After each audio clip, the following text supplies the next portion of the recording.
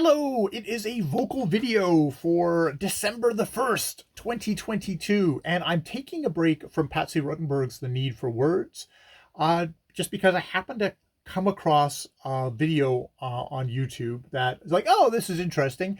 It's interesting, though I don't think I'm going to be looking to this person for actual information, and I'll get to that at the end.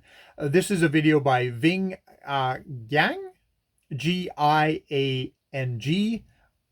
Probably saying, I'm just going to go with Ving at the moment. That maybe I'm saying that correctly.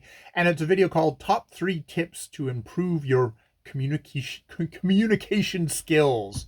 And this is a valuable video in the sense that it points out 3 areas to improve. And number 1, I kind of know. Number 3, I'm questioning whether how relevant this is for speaking. And number 2 is actually quite valuable and not one that I have consciously done. Not one that I've actually consciously worked on. So probably means, oh, I'm going to look at my videos now and go, oh God, I'm doing a variety, something along that lines. So number 1 of these 3 tips is 1, remove auditory clutter, which is something I am well aware of.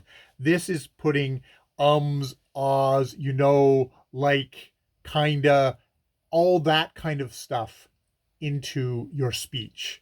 It's like, that is all auditory clutter. That is something to try and remove from speech, which is like, no shit, Sherlock.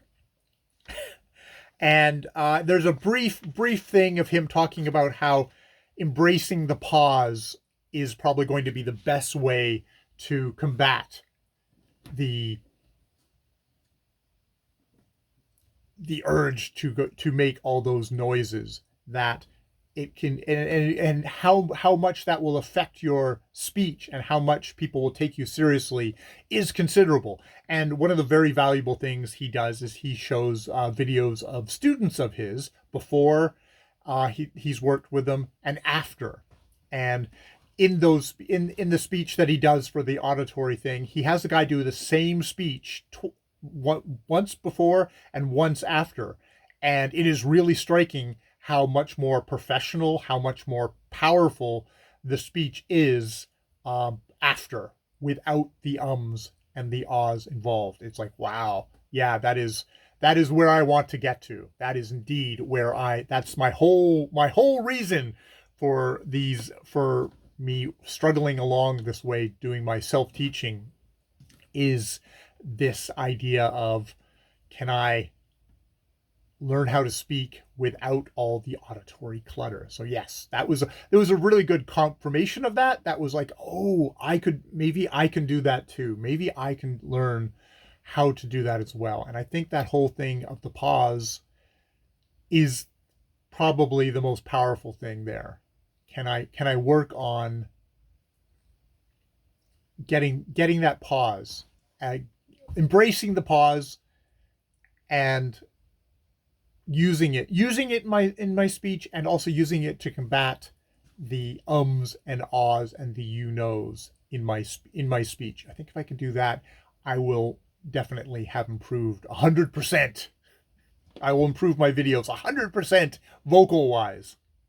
So that's number 1. Number 2 is remove visual clutter from your speeches, your communication, which is one that I don't think I'd really thought of, because I've so focused on the no ums and the no ahs. And this is the idea of you're moving your hands too much during the speech. You're over here, you're doing all that. One of his examples was, he does the pushing up of glasses. That was his vocal tick, and the more nervous he would get, the more times he would push up his glasses, which, oh crap, I've just gotten glasses and I can feel them sliding down, and I will do that. So that's another thing to think about, is those kind of ticks. One of the other ones that he showed was using the same motion, but using it over and over again, and it's not connected to your speech. So you're talking your entire speech like this, waving your hands and waving your hands. And I mean, probably on a video screen, there's less of that I'm going to do. I'll keep my hands down here so I can do my gestures out, and it helps me punctuate stuff, but it's still there. It's still there. And there's those motions that you might do. And if you find yourself getting into doing the same motion over and over again, and suddenly the person's not listening to you, they're just watching your hand wave around and around and around in speech. It's like, not something I thought of. One of the other examples, one of the other examples he showed was a student again.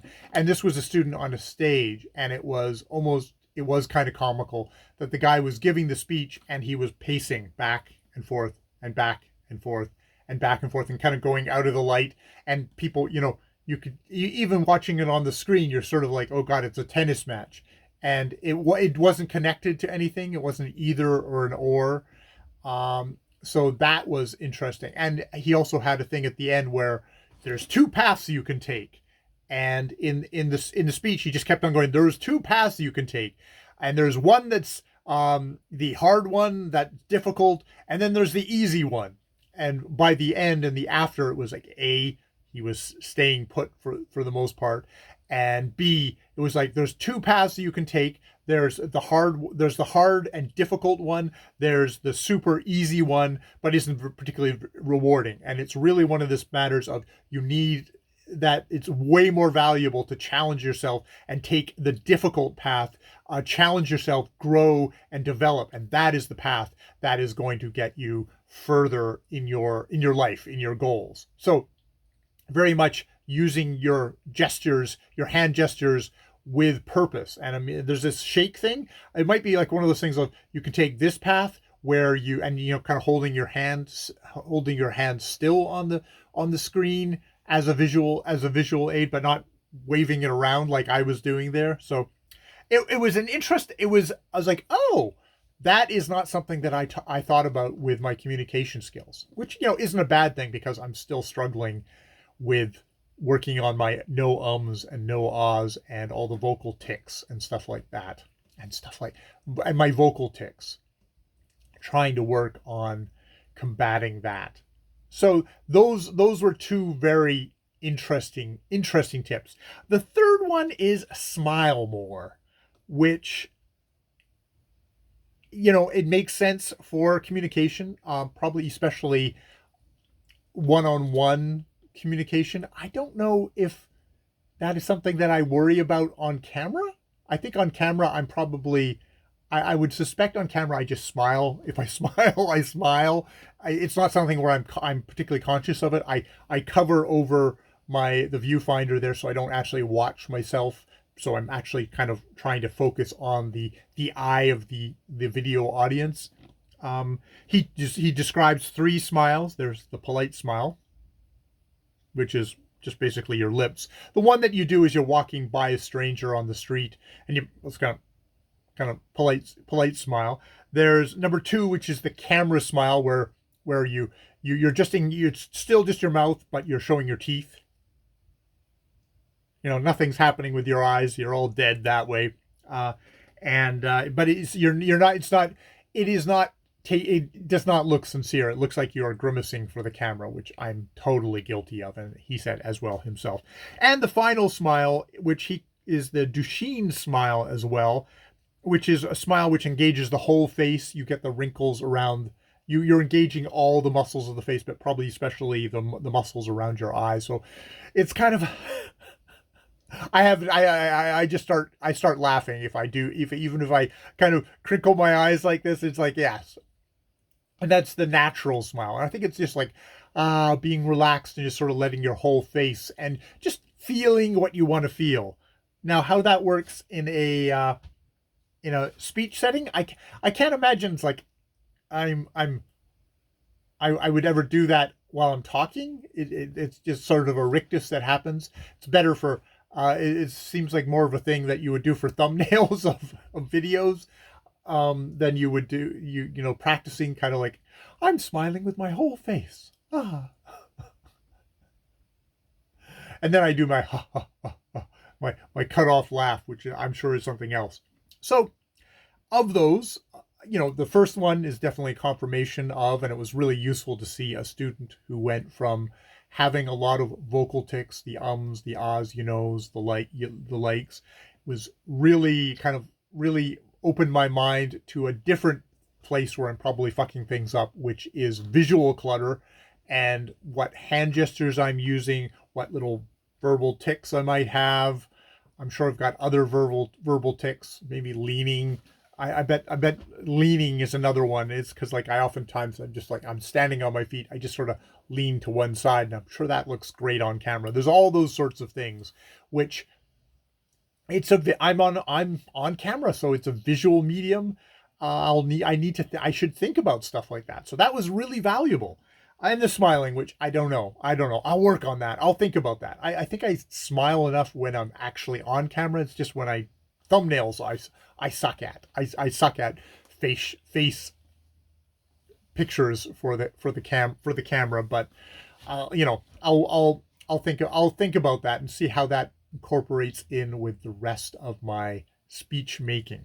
Now, the only thing with this is, and the thing I was expecting after I got to the end of this video, is he's three tips to improve your communication skills. It's sort of, he makes little blanket statements. Remove your auditory clutter, remove visual clutter, smile more. So those are 3 directives, but where there's nothing, and does a really good job of describing how people get that wrong. But what he shows is students who have the before and then the after and how great they are. So this is unfortunately a video that is meant to drive people to sign up for his classes. And the class is, yes, I looked at his online course, which is $997 US. And there's a thing, why is the course $1,000? And the answer in his FAQ is, it's not 1,000, it's 997, LOL. So fuck off, which, you know, I understand. He is somebody who has skills. He's a teacher. He should get paid for his skills. I am a person with no money. And there's a lot of the stuff through here. It's like, how much is this costing you not to take my class? Sort of like, oh God, this is going to be expensive. And it's like, yeah, sure enough, it's $997 for an online class. You know, I do not have that money. I'm doing this as a part of my hobby. So it's not costing me anything to be a stumbling, bumbling idiot online, other than people know that I'm a stumbling, bumbling idiot.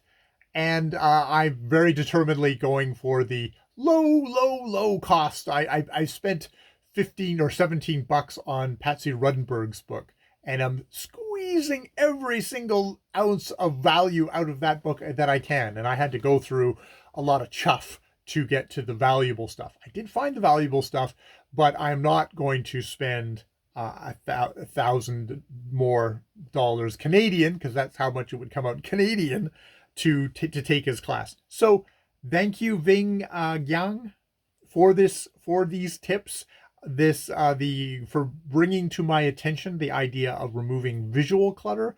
It is something that I will have to look at in my performance now, and I really appreciate that. And also, I really appreciate showing me someone with visual with all the auditory clutter, and then showing me an after, like, okay, it is possible to transition to the other side. And there's some ways I think I have transitioned to the other side. There's other places where I know I'm still in need of a lot of work. And some days are better than others, to be honest. Some days I can speak fairly fluently without a lot of stutters, without the auditory clutter. But there are some days where I'm ill-prepared, I'm tired, and suddenly I'm umming and awing all the way through. So for me, it's not going to be a online course of 6 hours of video of 36 videos and 5 modules, which probably is going to translate to many weeks of working on all that material. It's going to take me more like years, because I'm a cheap ass, because I'm a slow learner as well. But, you know, hopefully I will learn fairly deeply how to do this. I'll be at No Ums week number 43 next Sunday, and that shows at least I've got some determination there. So yes, thank you, Ving. I'm not signing up for your course. I'm probably not subscribing to your channel, because now that I've seen this video and various other ones, you're pretty determinedly not going to put any free material online for me to try and skeeve off of. So yeah, I respect you. I respect that you need to make a living, and I also know that I don't have any money to give. So thank you. Thank you for the tips, and I will leave it there. All right. I have been Jay. More videos later.